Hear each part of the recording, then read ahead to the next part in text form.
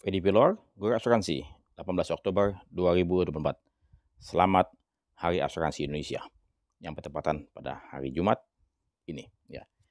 Ada beberapa hal yang ingin saya coba sampaikan kembali, mengulang kembali apa yang saya pikirkan untuk dapat dilakukan oleh industri asuransian agar dapat dipercaya kembali memiliki harkat dan martabatnya.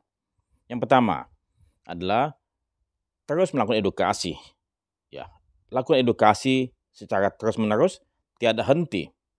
Ya, sepanjang tahun, sepanjang bisnis usaha tersebut berjalan ya. Yang selama ini saya lihat sangat-sangat kurang. Ya, coba kalau kalian tidak percaya atau Anda tidak percaya, kalian lihat, searching saja, googling saja. Perusahaan asuransi yang melakukan edukasi asuransi atau edukasi literasi asuransi. Siapa yang melakukannya? Tidak lebih dari 10 perusahaan. Dan itu pun juga cuman ya sekadarnya saja. Jadi tidak ada keseriusan dari industri asuransi ini untuk dapat melakukan edukasi secara terus-menerus agar industri ini dapat bertumbuh, dapat dipercaya lebih banyak ya. Ini yang pekerjaan pertama yang saya pikir diabaikan, tidak dilakukan oleh industri asuransian ya, edukasi. Yang kedua, dalam melakukan penjualan asuransi yang harusnya lebih mengetahui nasabahnya. KYC banyak sekali terjadi kesalahan, ya. Mereka menjual kepada nasabah yang tidak memerlukan, mereka salah menjual, salah menjelaskan dengan tidak benar, ya. Kemudian juga kurang menggali kebutuhan-kebutuhan nasabah, ya.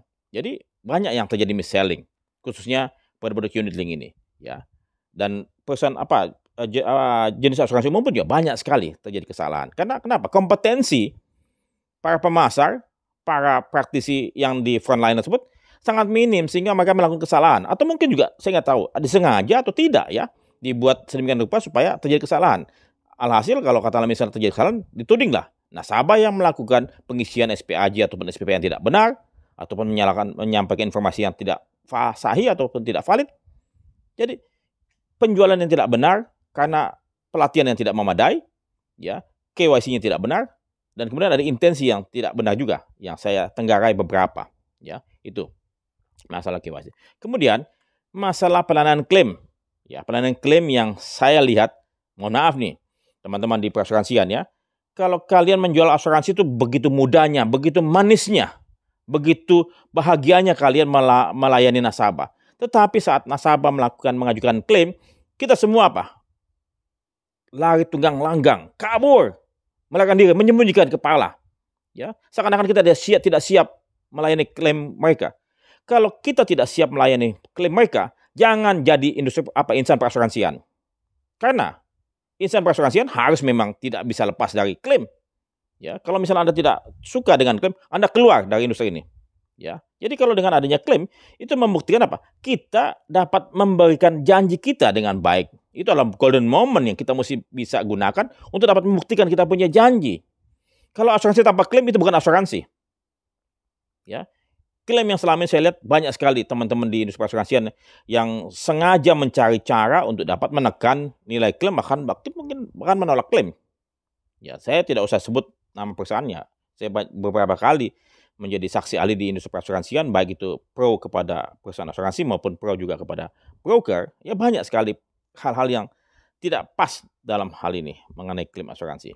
Ya, yang berikutnya lagi, ya, apa yang keempat adalah cara kita dapat mengungkapkan semua informasi kepada nasabah, kepada teman-teman praktisi. Ya, kita kurang dapat melakukan apa yang sebenarnya Atmos Good ini. Ini semuanya adalah yang utama dalam melakukan semua itu, yang tiga pertama. Ya, jadi Atmos Good ini hanya manis di bibir saja, hanya keluar saja begitu saja, mudah diucapkan tapi tidak dilakukan dengan baik.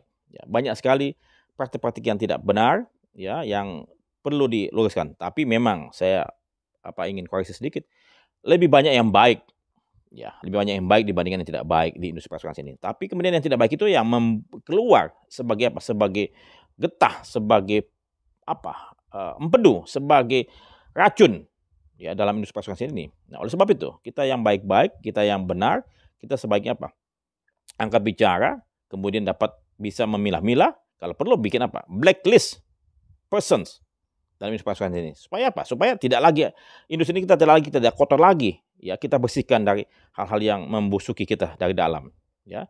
Jadi banyak pekerjaan rumah yang kita mesti lakukan dan saya akan terus berada di industri ini untuk dapat apa? Selalu mengkritisi, membantu nasabah, membantu industri asuransi ini karena industri ini adalah industri yang baik, yang mulia, yang menolong masyarakat luas, ya, yang semestinya kita jualan ini tidak perlu capek. Kenapa? Karena kalau industri ini kita lakukan dengan baik, dengan tadi, mengedukasi dengan baik sehingga mereka paham dengan apa yang mereka beli, kemudian melakukan penjualan dengan baik, ya, kemudian melayani klaim dengan baik, saya percaya kita tidak perlu lagi jualan asuransi dengan sampai berbusa.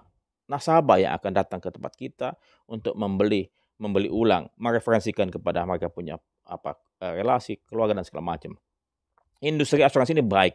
Oleh sebab itu saya akan terus berupaya untuk dapat mengedukasi semuanya, ya. Dan bahkan, eee, anak-anak saya pun juga sudah berada dalam industri perasuransian ini. Dan saya berharap selama usia saya masih ada, saya akan terus bicara, saya akan terus menulis buku, saya akan terus menyampaikan hal-hal yang terbaik. Silakan koreksi saya bila saya salah, dan saya mohon maaf bila mana Anda tidak berkenan dengan apa yang saya sampaikan. Tidak ada maksud saya untuk melukai Anda, saya hanya ingin meninggalkan sesuatu yang terbaik buat industri perasuransi Indonesia dan khususnya buat masyarakat Indonesia. Saya Fedi Pilor, Asuransi. Selamat Hari Asuransi Indonesia tahun 2024, 18 Oktober. Sampai jumpa.